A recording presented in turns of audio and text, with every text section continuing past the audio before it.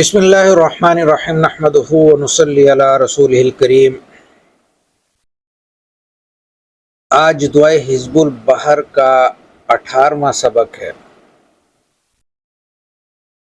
بسم اللہ الذی لا یضر مع اسمہ شیء فی الارض ولا فی السماء وہو السمیع العلیم۔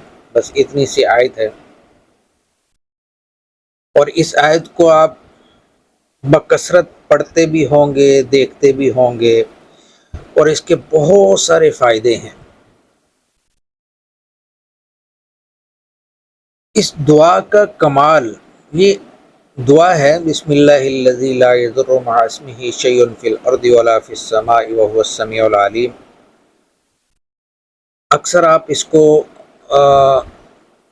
میڈیا میں دیکھتے ہوں گے کہ کسی کو نظر لگ جائے تو اس آیت کو پڑھ کے آپ دم کر دیں، بچے کے اوپر پڑھ کے دم کر دیں، ضدی بچہ ہو اس کے اوپر پڑھ کے دم کر دیں۔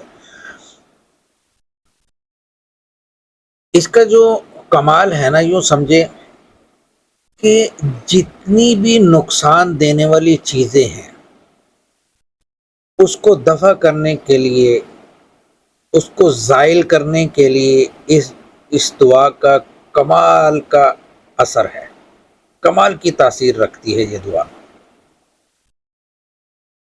اگر کسی شخص کو درندوں سے خوف ہو، موذی جانوروں سے خوف ہو، اور وہ وہاں رہتا ہو جہاں یہ چیزیں ہوں، یا اس کے گھر کے اندر ایسی چیزیں آتی ہوں یا اس نے دیکھی ہو اور یہ خوف میں مبتلا ہو، تو یہ دعا پڑھیں، اور اس دعا کو پانی کے اوپر دم کریں 70 دفعہ پڑھ کے۔ پانی کے اوپر دم کرنے کے بعد وہاں پوری زمین میں، آپ اپنے گھر میں، آپ اپنے پلاٹ میں اس دعا کو چھڑک دیں، پانی کو۔ جب پانی سے وہ وہاں سے یہ موذی جانور جو ہے یہ سب وہاں سے نکل جائیں گے، بھاگ جائیں گے۔ سانپ ہوگا تو وہ وہاں سے بھاگ جائے گا، کیڑے مکوڑے وہاں سے بھاگ جائیں گے جو آپ تنگ کرتے ہیں، یہاں تک کہ مچھر مکھی بھی وہاں پہ نہیں رہے گا، یہ اس دعا کی برکت سے۔ یہ صرف نظر بد سی یا بچوں کے لیے نہیں ہے، اور بھی بہت سارے کام اس دعا سے آپ لے سکتے ہیں۔ جیسا کہ میں نے عرض کیا کہ جو بھی نقصان دینے والی چیز ہے آپ اس کو زائل کر سکتے ہیں اس دعا کی برکت سے۔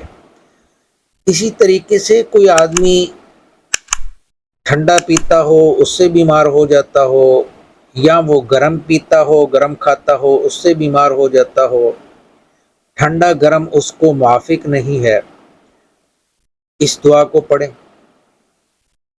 اللہ تعالیٰ یہ بیماری اس کی دور کر دیں گے، اس ٹھنڈا گرم کا نقصان جو ہے وہ اس کو نہیں ہوگا۔ دعاؤں، یہ جو دوائی کھاتے ہیں، ڈاکٹر نے دوائی لکھ کے دی اور یہ بندہ دوائی کھا رہا ہے، اس دوائی کا اثر نہیں ہوتا۔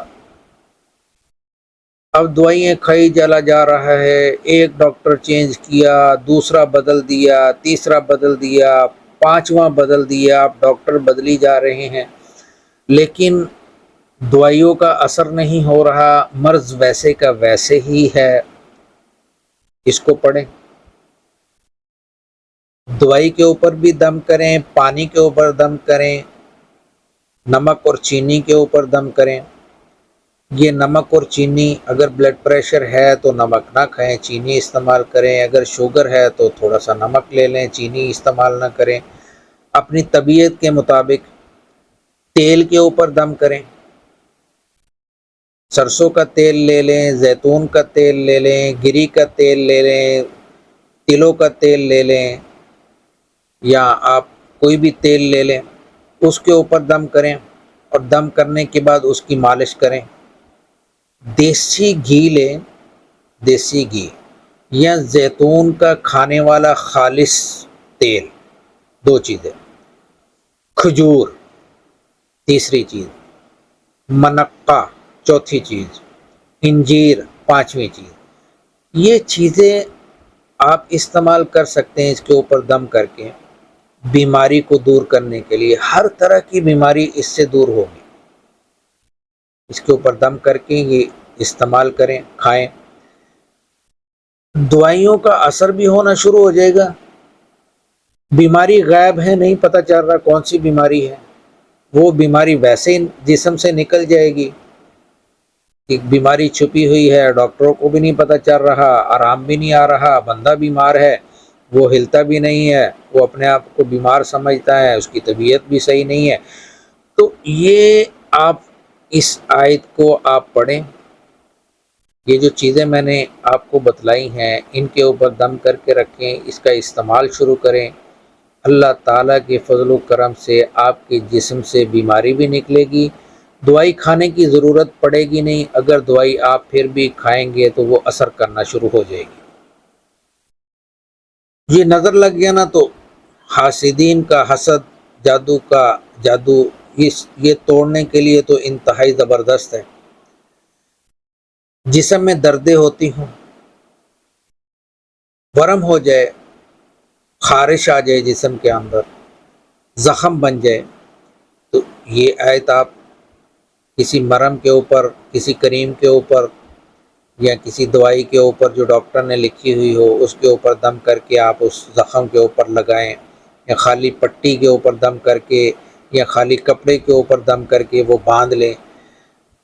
جس جگہ بھی درد ہوگا، عام طور پہ گھٹنوں میں ہمارے ہاں بہت زیادہ یہ شکایت پائی جاتی ہے کہ ہر بندے کے گھٹنے جو ہیں درد میں مبتلا رہتے ہیں۔ مسجدوں میں دیکھیں تو ہر مسجد کے اندر 5-5 10-10 بندے کرسی کے اوپر بیٹھ کر نماز پڑھنے والے ہیں، گھر سے چل کے آتے ہیں، چلنا اس کے لیے مشکل نہیں ہے، یہاں نماز پڑھنے میں دقت ہوتی ہے، وہ کرسی پہ بیٹھ جاتے ہیں۔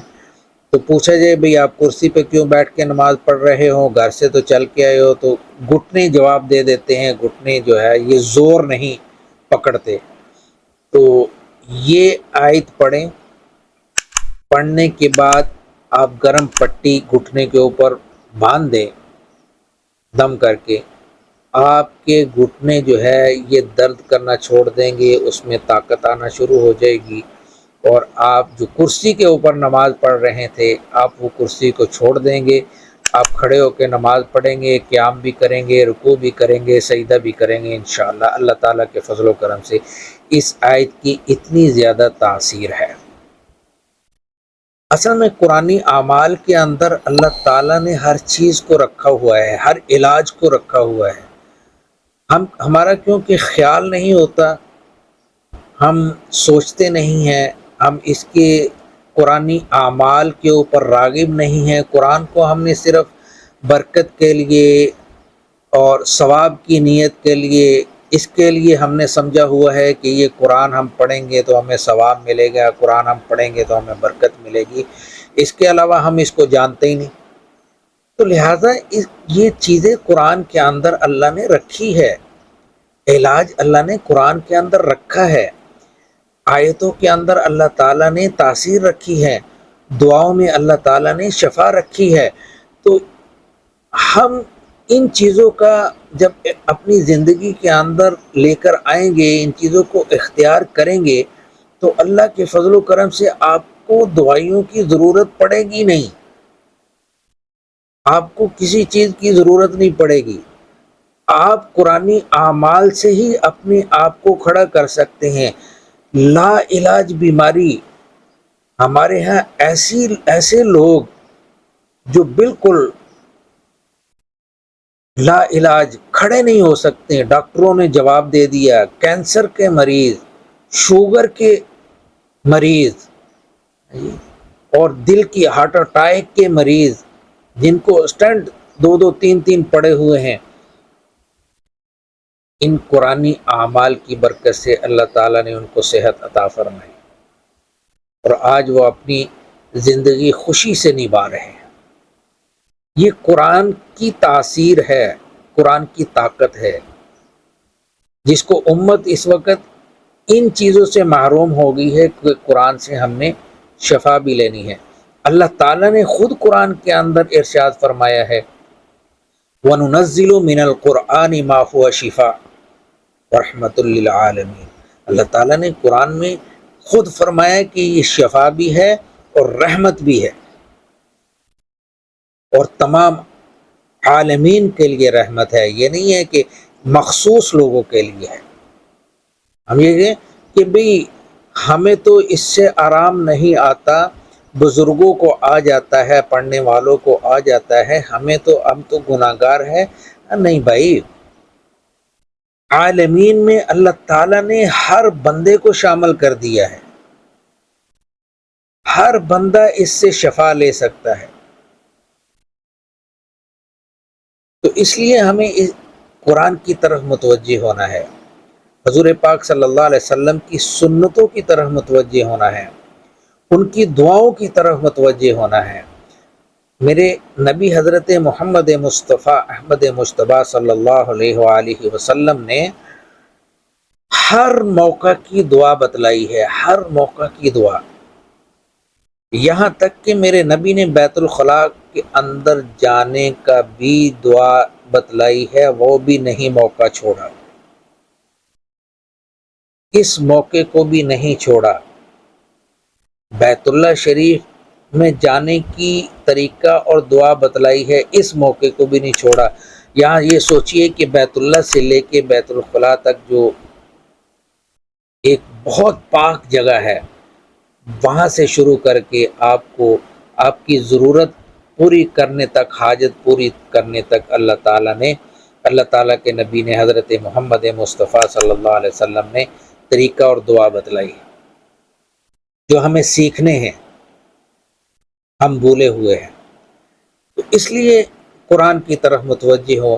یہ جو بسم اللہ الذی لا یضر مع اسمہ شیء فی الارض ولا فی السماء وہو السمیع العلیم، بہت فائدے ہیں، چند فائدے ذکر کیے ہیں، اور اوپر میں نے اس کی ہر پوری ہیڈک کو بیان کر دیا ہے کہ ہر طرح کے نقصان کو دفع کرنے کے لیے، ہر طرح کے نقصان کو دفع کرنے کے لیے یہ جملے، یہ دعا زبردست تاثیر رکھتی ہے۔